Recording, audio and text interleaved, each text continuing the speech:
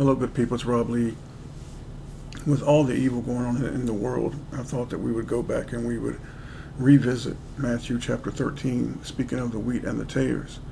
And just as we did with John chapter 10, I told you that when you grow in the Word, the Bible starts to change and you start to see different things and it starts to open up to you.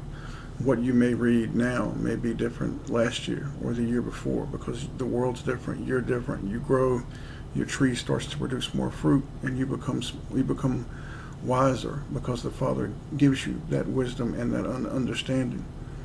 So what I would like us to do is go ahead and read Matthew chapter 13, and I'm waiting on the word back from Brother Lyman, and I'm probably going to have to buy a new domain name for the website, but that's okay. And in the next 3 or 4 days, I'm going to put out a video about the Antichrist and the son of perdition, and maybe we can break through a mystery or something that seems to be something that's taught that is a lie, and we'll do our best to try to expose a lie that's being talked about for a long time now. But let's read. So if we can, let's just go ahead and read here. I'm not going to read all of Matthew chapter 13, and all of it's important, but I'm going to try to hit the most important part. So let's go to Matthew chapter 13, the words of Jesus Christ. This is talking about the wheat and the tares. And all around us now, we see evil and wheat and tares. And tares in the wheat, and they look the same, but they're not the same. That's important. Matthew chapter 13, the same day went Jesus out of the house and sat by the seaside, and great multitudes were gathered together unto him, so that he went into a ship and sat, and the whole multitude stood on the shore. And he spake many things unto them in parables, saying, Behold, a sower went forth to sow. And when he sowed, some seeds fell by the wayside, and the fowls came and devoured them.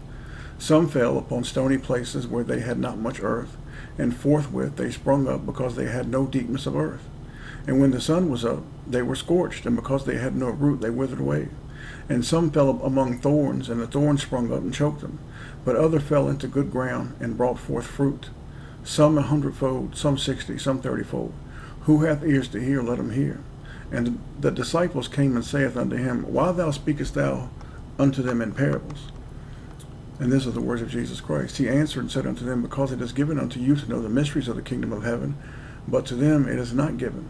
Because when Jesus Christ was teaching this, and he was teaching this to this multitudes of people, those who were supposed to understand would understand, and those who were not called to understand, they would not understand.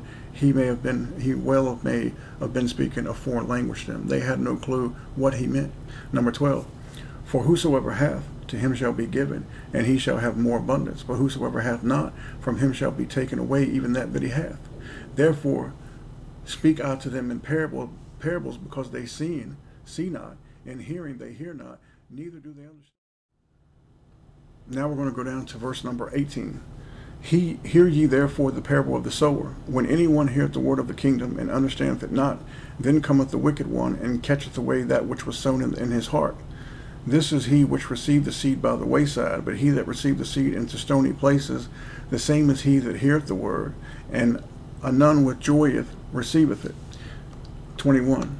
Yet hath he not root in himself, but endureth for a while. For when tribulation or persecution ariseth because of the word, by and by he is offended. He also that received seed among the thorns is he that heareth the word, and the care of this world, and the deceitfulness of riches choke the word, and he becometh unfruitful. But he that received the seed into the good ground is he that heareth the word, and understandeth it, which also beareth fruit, and bringeth forth some 100-fold, some 60, some 30.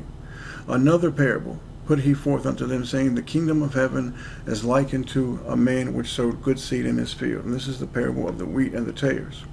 25. But while men slept, his enemy came and sowed tares among the wheat, and went his way. But when the blade was sprung up and brought forth fruit, then appeared the tares also. So the servant of the householder came and said unto him, Sir, did thou not sow good seed in thy field? From whence then hath it tares? He said unto them, An enemy hath done this. The servant said unto him, Will thou then that we go and gather them up? But he said, Nay, lest while ye gather up the tares, ye root also up the wheat with them, because they look the same. 30. Let both grow together until the harvest, and in the time of harvest I will say to the reapers, Gather ye together first the tares, and bind them in bundles to burn them, but gather the wheat into my barn. 31. Another parable put he forth unto them, saying, The kingdom of heaven is like to a grain of mustard seed, which a man took and sowed in his field, which is indeed the least of all seeds, but when it is grown, it is the greatest among herbs, and becometh a tree, so that the birds of the air come and lodge in the branches thereof. Another parable spake he unto them, The kingdom of heaven is like unto leaven, which a woman took and hid in 3 measures of meal, till the whole was leavened.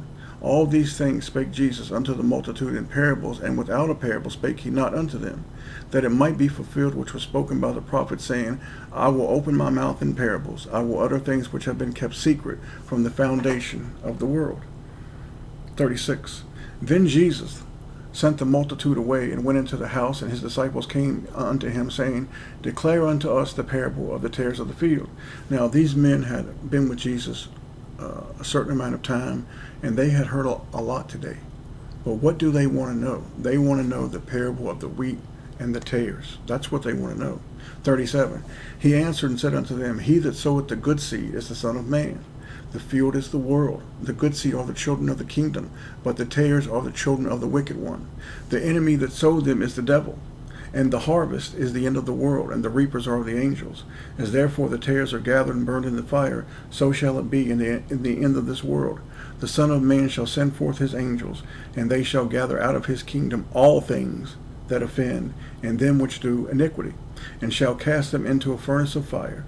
There shall be wailing and gnashing of teeth. Then shall the righteous shine forth as the sun in the kingdom of their Father. Who hath ears to hear, let him hear. Now I want to go down and stay in Matthew chapter 13, and I want to read something incredibly telling to you, and I want you to really think about how important this is, especially with some of the videos that I've done in the past couple of months. We're going to go down now to number 53. And it came to pass that when Jesus had finished these parables, he departed thence. And when he was come into his own country, he taught them in their synagogue, insomuch that they were astonished, and said, Whence hath this man this wisdom and these mighty works? Is not this the carpenter's son? Is not his mother called Mary, and his brethren James, Joseph, and Simon, and Judas? And his sisters, are they not all with us? Whence then hath this man all these things? They want to know, how does he know all this? How does he know all this and we don't? And they were offended in him. Think about that. They were offended because he seemed to know everything. But Jesus said unto them, A prophet is not without honor, save in his own country and in his own house. And notice number 58. And he did not many mighty works there because of their unbelief. Because of their unbelief. Because the key to it all, brethren, you have to believe. And when you believe, you have to obey. You have to believe. You have to have faith that it will come to pass. You must believe. I want to go down now to Psalm 92:13 and continuing just a few short verses here about what's been planted. And some things have been planted by our Father, and some things have not been planted by our Father. Psalm 92:13, Those that be planted in the house of the Lord shall flourish in the courts of our God. Matthew chapter 15, Then came his disciples and said unto him, Knowest thou that the Pharisees were offended after they heard this saying? But he answered and said, Every plant which my heavenly Father hath not planted shall be rooted up. And when you're rooted up, you can be no more. That's what it's saying. Let them alone. They be blind leaders of the blind. And if the blind lead the blind, both shall fall into the ditch. Jeremiah chapter 2. 21. Yet I have planted thee a noble vine, holy, a right seed. How then art thou turned into the degenerate plant of a strange vine unto me? Luke 3:9, the words of John the Baptist. And now also the axe is laid unto the root of the trees. Every tree therefore which bringeth not forth good fruit is hewn down and cast into the fire. Matthew 7:19. Every tree that bringeth not forth good fruit is hewn down and cast into the fire. Matthew 12:33. Either make the tree good and his fruit good, or else make the tree corrupt and his fruit corrupt. For the tree is known by his fruit. We are known by our fruit. How we behave, what we do, how we love, how we obey, how we serve. We grow and we produce fruit. And sometimes it's trying, very trying, but we will get it done. In the next video, we will look at the mystery of the Antichrist and the son of perdition. And like I said, maybe with our Father's blessing, we can all learn something very, very important. So as important as much of this is, learning about the parable of the wheat and the tares, the Antichrist and the son of perdition, and it's important to learn, but what's the most important thing is that we keep our eye on Jesus Christ, and that we continue to serve, and that we continue to love him and try to wake up every day and do right by him. And if we will just do that, everything will be fine, because what's going to be, as I've told you, is going to be. Your Father control, it's his. And I know life is hard, and sometimes it seems just to beat the heck out of us. But you got to keep going. And if you got to pray and cry sometimes, and whatever you got to do, if you got to swim an ocean, if you got to climb a mountain, if you got to walk 10 miles, whatever you got to do to get to your Father, to get to Jesus, do it.